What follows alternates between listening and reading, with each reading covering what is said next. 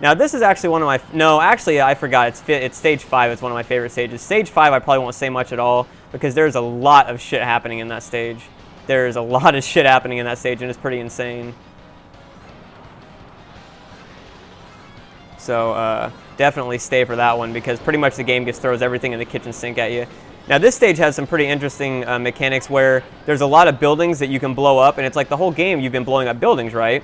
But basically the game punishes you for this by, if you blow up the buildings, there's usually an enemy behind them. So you can actually not blow up the buildings and be saved that enemy, but then of course you don't get the points, so it's all up to you. Something to note too in these games is that if the enemy gets too close to you, like too close to the bottom of the screen, they will not fire at you, so take that into account sometimes if you've got an enemy that's really close, you know, to the bottom of the screen. Don't worry about them firing backwards, although in later shoot-'em-up games, they do not give you that luxury, and they will fire backwards at you, and even some earlier games will too. But see what I mean about the dudes there in the buildings?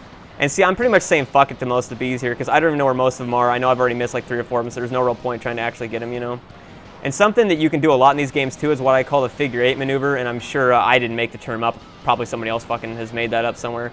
But it's basically the easiest way to avoid a lot of shit in these games is to just do figure 8s.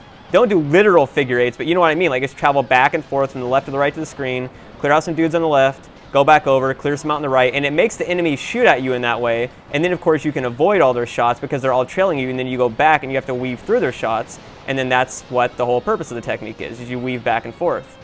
And so it's pretty awesome when you kind of get the flow of these games, you know, and you just get that rush from like dodging these shit tons of bullets flying at you, and they're just coming at you from like all angles, and somehow you just pull it off and you're like, fuck me, and then you have to launch a bomb because you realize you're fucked.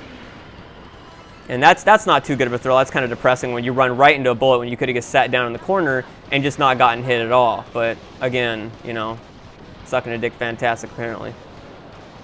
See, now that enemy doesn't shoot at me. See, they don't shoot at me now that they're too close to the bottom of the screen. So definitely, you know, use that to your advantage sometimes if you're getting overwhelmed by bullets.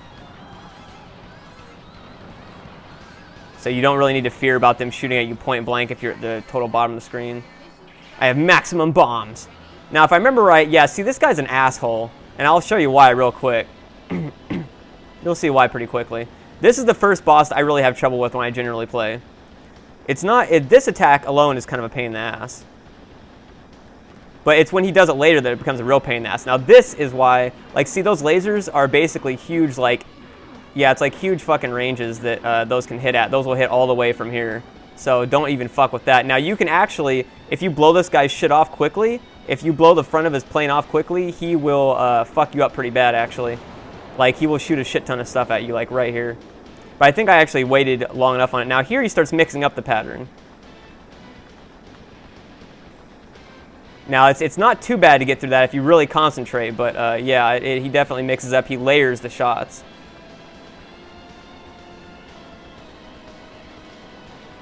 Now, this, I hate this pattern.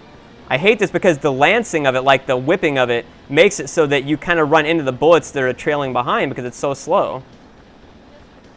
Fuck you. I think I can honestly say that's the first time I've beaten this boss without dying once. This is usually the first time in the game I always die as that boss. And I beat him this time without dying. Pretty awesome. And even while keeping commentary up. Unfortunately, I already died in the stage, so I don't get the no miss bonus.